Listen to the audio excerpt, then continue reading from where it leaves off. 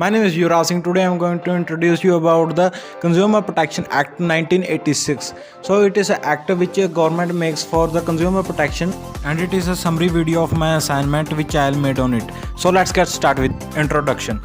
The Consumer Protection Act was passed in 1986 and it come into force on July 1987. The main objective of the act are to provide better and all-round protection to the consumer and effective safeguard against different type of exploitations such as defective goods, defective services and unfair trade practices. Let's talk about some important definitions. For example, a consumer, a person who buy goods and services. Goods that are for sale. Services, a system or organization that provide the public with something that it needed. Complaint, a statement that you are not satisfied with something. Complacent, feeling to satisfy with yourself or with a statement.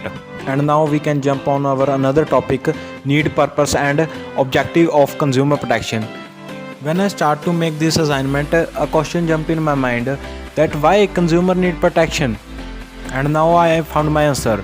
Need for consumer protection. Protection from exploitation, consumers education, redressal of complaints, a connecting link, quality life of a consumer, ethical obligation. Purpose and objective of a consumer protection. Protection of enjoying the rules, protection of a consumer against unfair trade practices. Importance of a consumer protection of a business organization.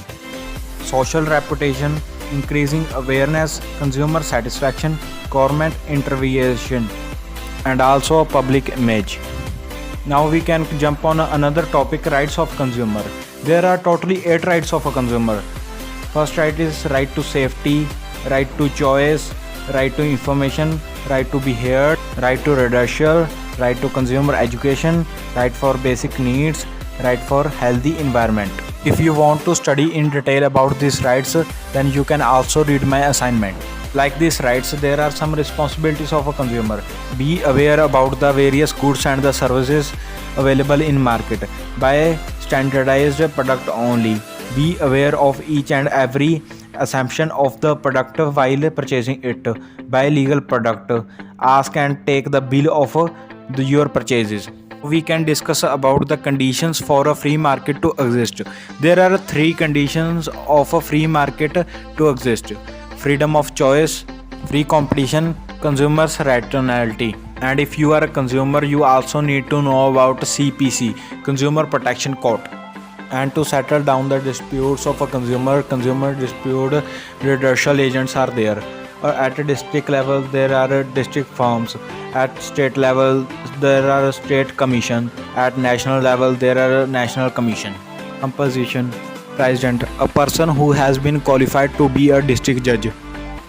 2 other members, a person who qualified in commerce, accountancy, arts are qualified to become the member, and always one person of them are women. At state commission, President, a judge of high court, not less than 2 members and not more than proscribed number. National commission, President, judge of Supreme Court, members not less than 4 and not more than proscribed number. Jurisdiction, district firm, value of service and compensation claim do not exceed from 5 lakh. Can be filed by consumer association, center or state government. State commission, value of service and commission claimed exceed rupees 5 lakhs but not exceed rupees 20 lakhs. Appeal against the order of any district firm within the state.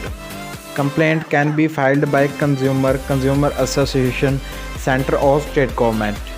National commission, value of service and compensation claimed exceed rupees 20 lakhs. Appeal against the order of any state commission.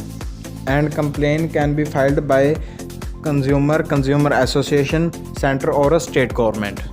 So let's wrap on this video. There are some another topics which is not so important, so I'll deduct it from my assignment or this video. Thanks for watching.